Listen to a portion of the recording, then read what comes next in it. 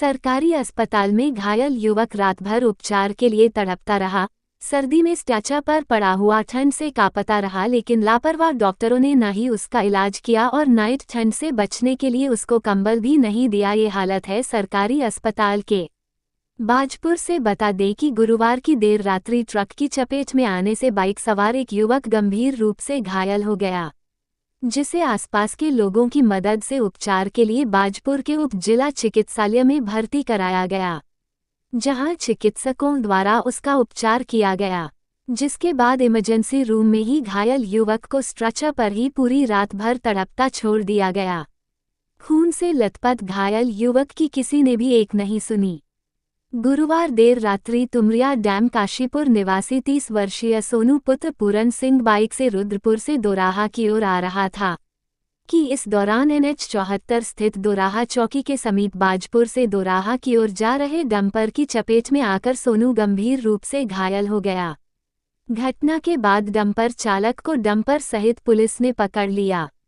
बता दें कि सरकार एक तरफ तो स्वास्थ्य सेवाओं को लेकर अनेक योजनाएं चला रही है, वहीं दूसरी ओर इन योजनाओं की जमीनी हकीकत क्या है ये जानने के लिए सरकार के नुमाइंदों के पास भी समय नहीं है। इसके चलते आमजन को भारी परेशानियों का सामना करना पड़ रहा है। बाजपुर के उप जिला चिकित्सालय में हालात बद से बदतर बने हुए हैं। यहां आने वाले मरीजों को उपचार मिलने के बजाय रेफर किया जा रहा है। रात्रि के समय तो अस्पताल में स्टाफ के नाम पर कोई मिलता ही नहीं है। वही मामला संज्ञान में आने पर पूर्व कैबिनेट मंत्री वर्तमान गदरपुर विधायक अरविंद पांडे भी चिकित्सक के खिलाफ नाराजगी व्यक्त की है और उन्होंने ऊधम सिंह नगर के CMO को तत्काल प्रभाव से जांच कर निलंबन की कार्रवाई करे। इस दौरान ऊधम सिंह नगर के CMO डॉक्टर मनोज कुमार शर्मा ने मामले को गंभीरतापूर्वक लेते हुए कार्रवाई करने की बात कही और उन्होंने चिकित्सक का स्पष्टीकरण मांगा जा रहा है। बाइट अरविंद पांडे, गदरपुर विधायक। Byte doctor Manoj Kumar Sharma, CMO, US Nagar. State bureau chief Mohammad कफील।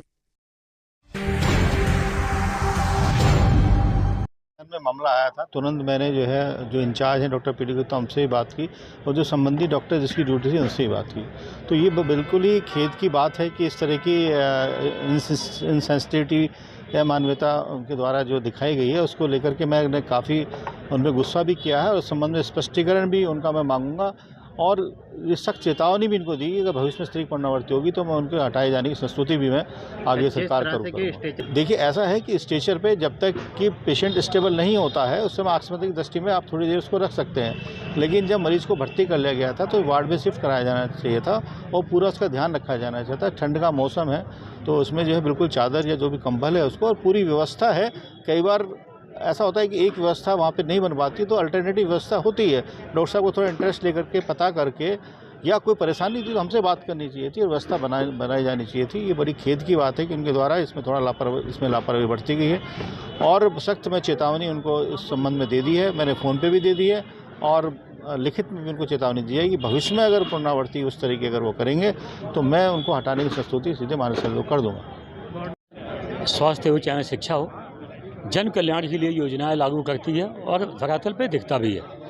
लेकिन जिसकी शिकायत आपने की है, एक एक्सीडेंट हुआ व्यक्ति, घायल व्यक्ति अस्पताल में पहुंचा, उचित जो देखभाल होनी चाहिए थी वो नहीं हो पाई जैसा आपके द्वारा बताया गया।